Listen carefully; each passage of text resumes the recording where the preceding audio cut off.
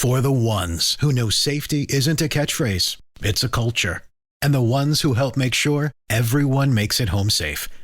For the safety-minded who watch everyone's backs, Grainger offers supplies and solutions for every industry, as well as safety assessments and training to keep your facilities safe and your people safer. Call, click Grainger.com, or just stop by. Grainger, for the ones who get it done.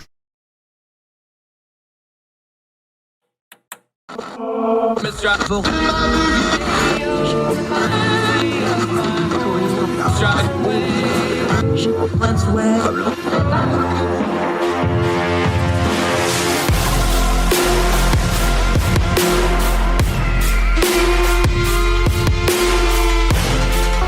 back to Heard Tell. I'm Andrew Donaldson.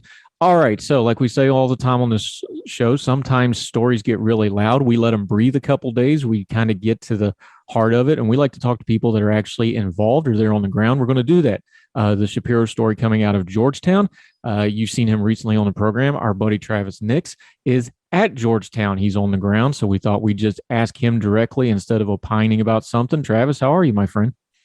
I'm good. Thanks so much for having me on again. Hey, appreciate you coming back. We'll make you regular since you know how to behave yourself and dress up in the sports coat and all that. You look sharp, my friend.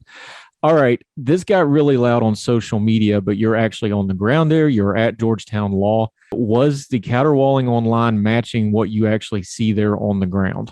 Oh, yeah, definitely, for sure. I mean, I've been kicked out of group chats, not for defending Professor Shapiro, but for defending people who are defending Professor Shapiro. So I was kicked out of a Georgetown Law group chat. We've had the sit-ins all of last week. I have never seen Georgetown Law as politically polarized as it is right now, with students and faculty essentially attacking each other.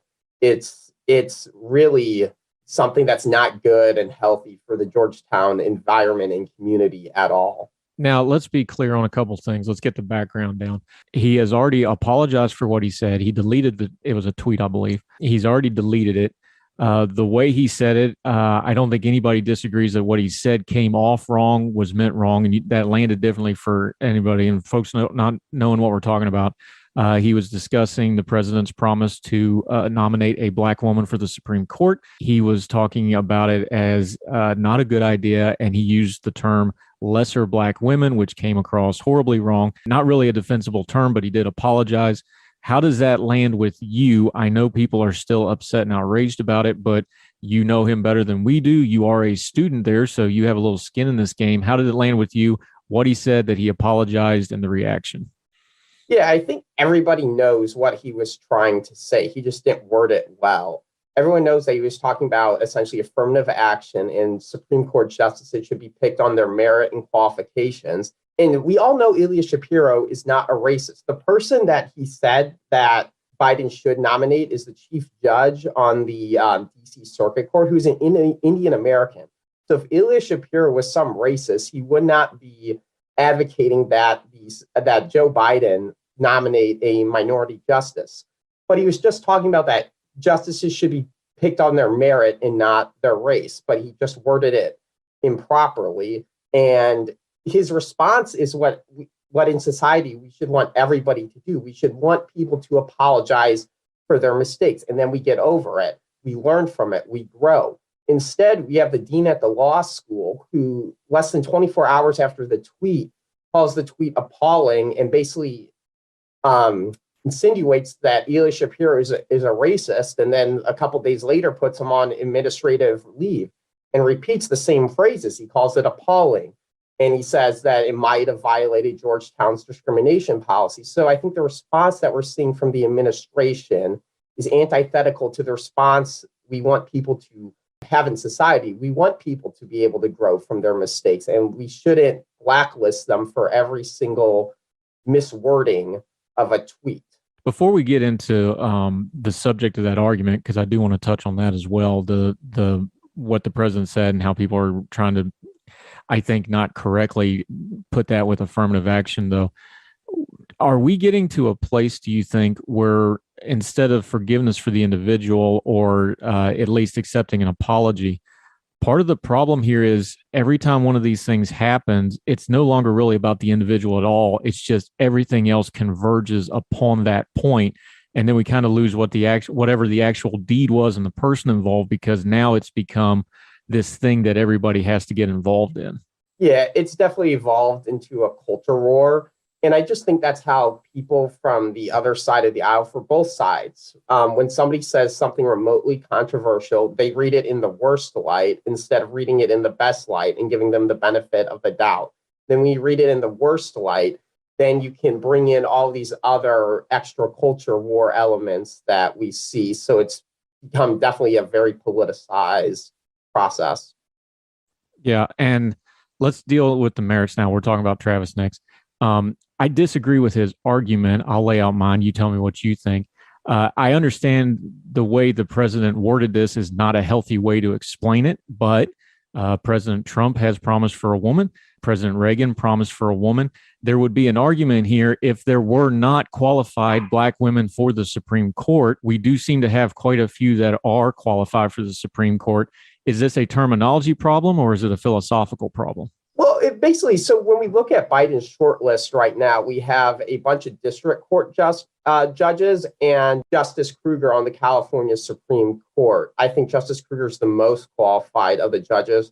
I think there is potentially a problem that needs to be really hammered out in the Senate if Biden does nominate a district court judge, because being a district court judge, you're running trials, you're admitting evidence. That's a lot different than interpreting the Constitution. That's something appellate justices do and appellate judges do, but it's not something that district court judges do a lot. So I think there is potentially a merits problem, but we'll see who Biden nominates and what comes out during the Senate confirmation hearings. And part of the pushback on that will be like an Elena Kagan, who did not have a heavy appellate background. Also, people will say, is it not good to have some variety on the Supreme Court? Yeah, exactly. Kagan has surprised me significantly. I think she's the best liberal judge. She definitely has a textualist kind of style of interpretation, even though I don't think she does it correctly all the time. But Elena Kagan has definitely surprised me on the Supreme Court. And if we want other types of backgrounds on the Supreme Court, that's up to each individual senator. I think, though, we need to nominate judges who the senators and American people know kind of their judicial philosophies. It's really hard to have a set judicial philosophy, a public judicial philosophy on the district courts when that's not what you're doing day to day. What would be a good diversity of thought, not so much the race, but the diversity of thought on the court? Because we've talked about nominee, they come from the Ivy League schools until, of course, Amy Coney Barrett came outside of that system. People have talked about that, but what else would be important there, experience-wise, lifestyle-wise, things like this? Well, I think in terms of judicial philosophies, we're losing Justice Breyer, who was a really big academic in pushing back on Justice Scalia's originalism. And he used a pragmatic approach that looked at the consequences of the law, essentially. And that's nothing that really any other justice on the court really does right now. So I think it would be really good to have that type of pragmatic approach back on the court with a really strong intellectual force that the court is losing with Justice Breyer's retirement. Another thing I want to bring up, we're talking to Travis Nix. He's a student at Georgetown Law, so he's a perfect person to talk about this situation with. This is going to be a liberal for liberal justice. This isn't going to change the makeup of the court. For the good of the country, don't we want the brightest possible progressive or liberal justice mind on the court to hash out these issues with the conservative minds that are on the court? Isn't that a healthy way to have the Supreme Court in this partisan era that we're in? Oh, definitely, for sure. I think we need a really strong liberal intellectual force on the court, which is what we're losing again in Justice Breyer. And bring it back to the Shapiro thing, he said that the most qualified judge would be the chief judge on the DC appeals court, who is an intellectual force. He's really smart and a really brilliant jurist. Who do you think is going to wind up being the nominee? You know more about this list. I know we've seen the list. We know it's going to be a woman of color because there's just no way he's going to be able to walk that back despite these controversies. I know you already said the one you think is the most qualified. What way do you think he's going to go? Because I'm sure, you're a law student, so y'all just eat this kind of stuff up. This is big doings when you get a Supreme Court justice. Who do you think it's going to be? Like I said, I really wanted to be Justice Kruger on the California Appeals or Supreme Court. She's she's a pretty moderate judge on the California Supreme Court. She's done some taxpayer rights stuff. Like she tried to strike down a couple taxes in California, which are very interesting decisions. I'm not sure that President Biden's going to go with her, even though I would like it. It seems that District Court Judge Michelle Childs from South Carolina is really picking up momentum because she would definitely get a lot of Republican votes. Lindsey Graham and Tim Scott would both vote for her, and they could definitely convince some other Republicans too. So both those senators are really trying to get Biden to nominate her. So she's another one to look out for. All right. And just to wind up back where we started with our buddy Travis next, appreciate him coming on short notice to talk about Georgetown, which is where he's at. Where does this end up with Professor Shapiro? Do they wait for it to die down and bring him back quietly? Does he even want to come back? Is this going to get worse before it gets better, or is this going to start tapering off? You're on the ground. You've got the pulse of your fellow student body. What do you think is going to happen going forward with that situation?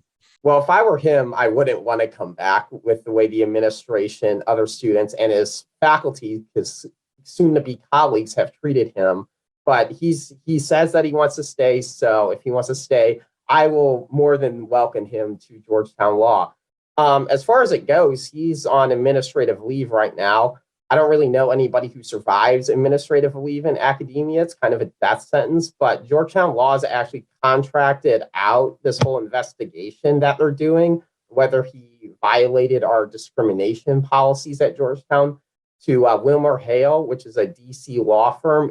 It seems like Georgetown Law, they're saying we're going to let WilmerHale deal with it, and whatever they say is what they're going to follow. But there's really nothing to investigate.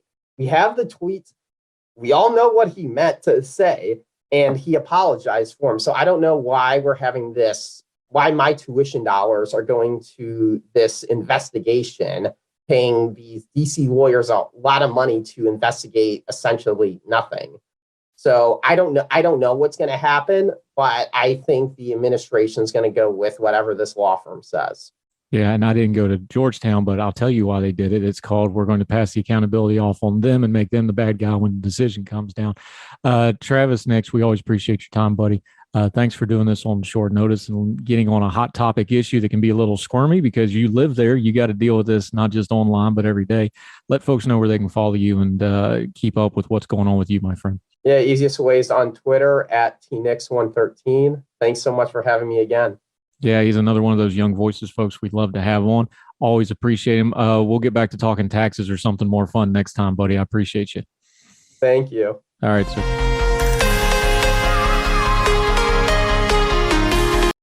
This is the story of the one. As a maintenance engineer, he hears things differently. To the untrained ear, everything on his shop floor might sound fine, but he can hear gears grinding or a belt slipping. So he steps in to fix the problem at hand before it gets out of hand. And he knows Grainger's got the right product he needs to get the job done, which is music to his ears. Call, click Grainger.com, or just stop by. Grainger, for the ones who get it done. Save big money on new windows now at Menards. Update your home with vinyl windows from Georgetown. They're durable, energy efficient, and are low maintenance. Menards carries over 100 different size and style options in stock, ready to take home today. Save big on Georgetown windows in store or view our weekly flyer on Menards.com for more window deals happening this week. Now at Menards. Save big money at Menards.